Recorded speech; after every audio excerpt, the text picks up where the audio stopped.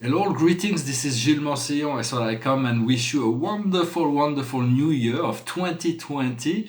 For it's like a new decade. I wish you a wonderful decade that is coming. I wish you much joy. I wish you happiness. I wish you health. I wish you wealth, and I wish you wisdom. For those things is those things that we need. We need happiness. We need joy. We need health. We need wealth, and we need wisdom. Those are the things that are the tools that we'll use in this coming era, this coming time.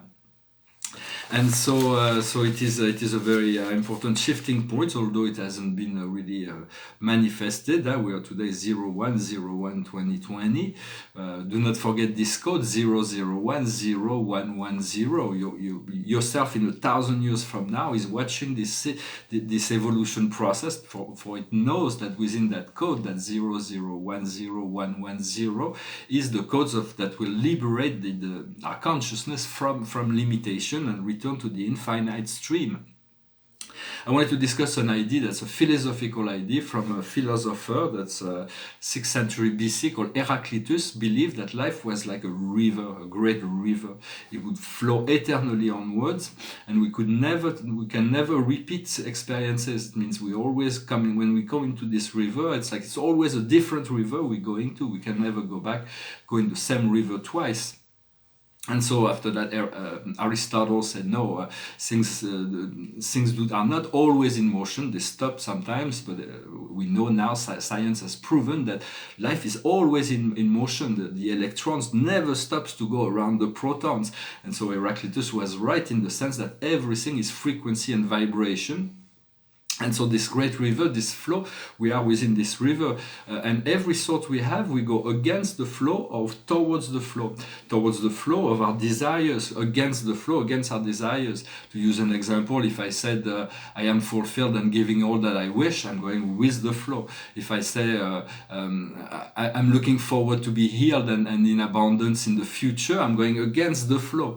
So it's about catching up those thoughts. Some thoughts are more neutral, some thoughts are going really. The more we go against the flow, the more we realize how much we want to go with the flow. So life is well created. It's like we can only paddle against the flow of our own creation for so long. After that, we let go. It's about the science of letting go and finding the thoughts that lead us downwards to this ocean. Sometimes there is cold and warm currents, there is rapids, and so we have to learn to navigate this flow, this current of life. But it has been revealed for really only glimpsed into those concepts, is that at the end the ocean, at the end the river goes into the ocean, the great ocean of oneness, and everything time stops, for we become one with the one. The 0 point is the point where the river merges into the great ocean of eternal consciousness.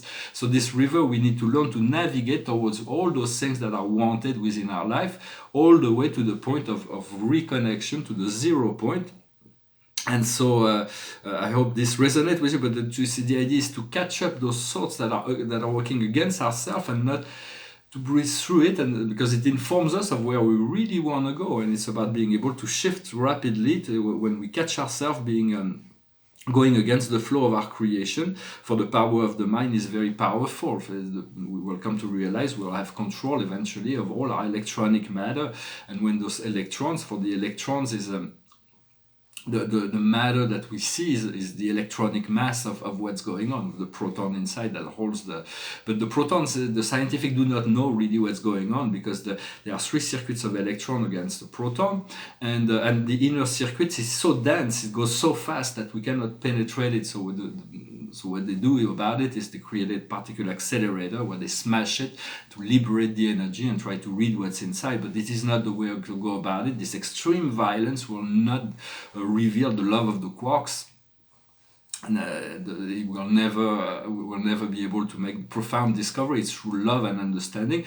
The understanding is that those electrons that we have, all our body is made of that electrons. Is when they accelerate to the frequency of light, they become photons, and we connect to this light body. We fuse within the light, and so it's about it's about allowing this non-resistance and moving forward towards the light, all the way to the point of fusion, where we're going to be able to be consumed by the light and get this light body. I'm going to pull a few cards. I wanted to discuss those ideas. For we are made of energy, and the matter is just a little part that the manifested energies. But those so the past, present, and future.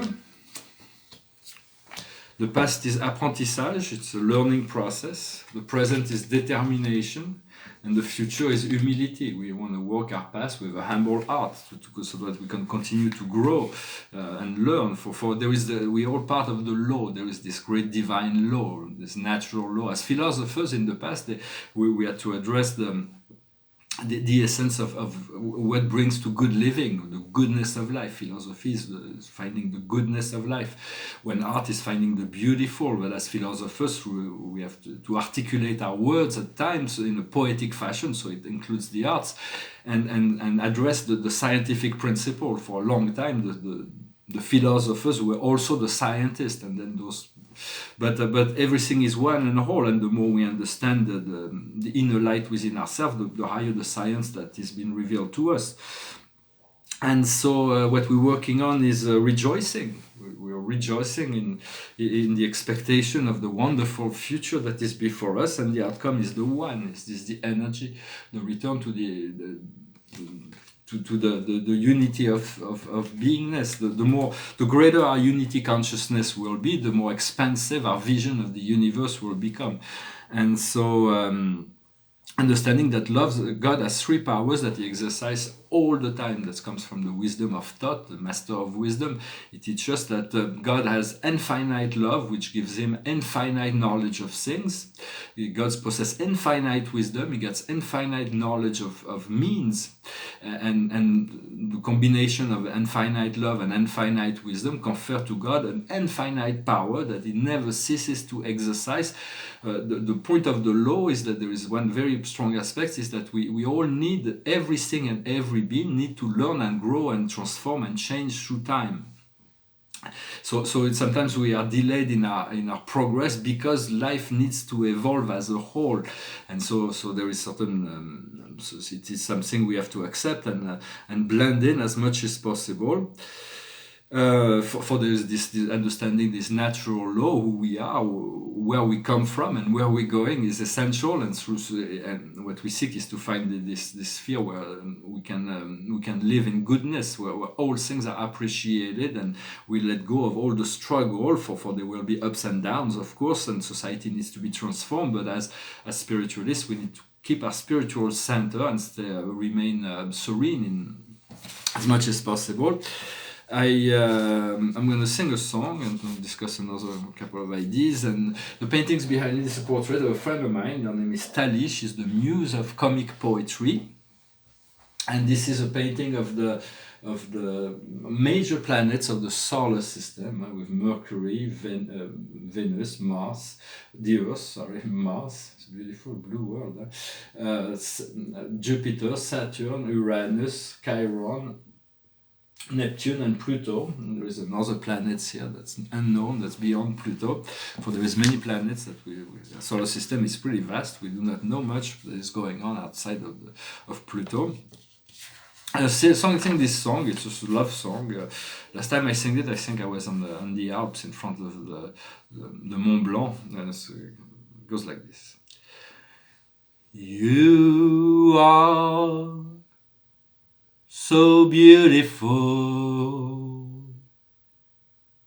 to me. You are so beautiful to me.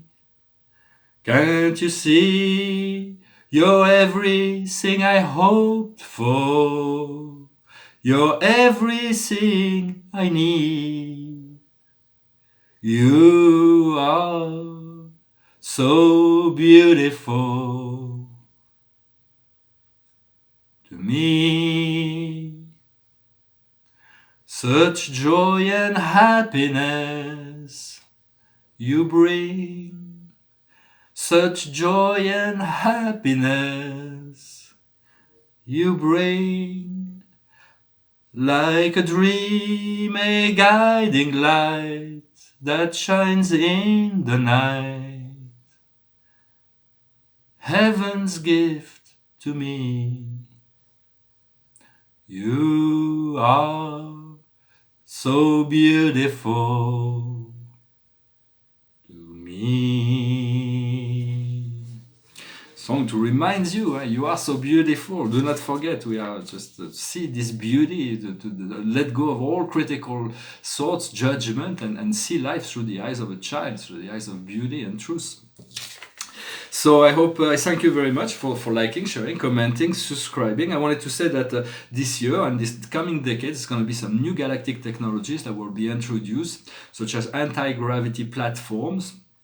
For those things have been they've been on the Earth since the 1950s. Some extraterrestrial craft crashed on the Earth, and sort of an organization got those technologies, but they're going to be revealing them. So we're going to have vehicles very soon that are non-pollutive, that are fast, that are safe, that are silent, that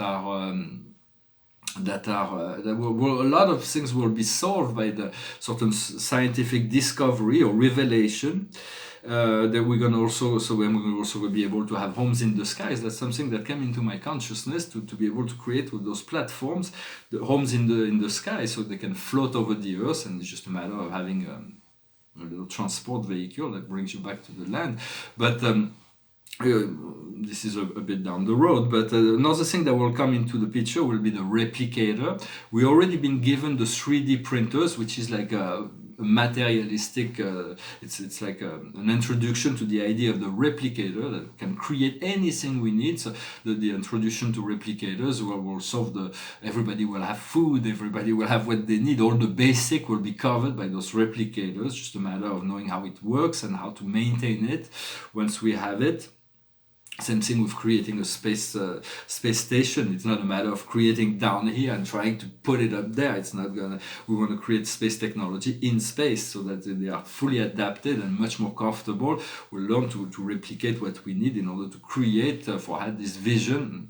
Maybe I shouldn't. It's maybe a bit early to talk about it, but I know the moon will return into the focal point. We'll see the beginning of the colonization of the moon, and maybe we'll have like 5-star hotels in orbit, and we'll have comfortable space technology really soon that will make.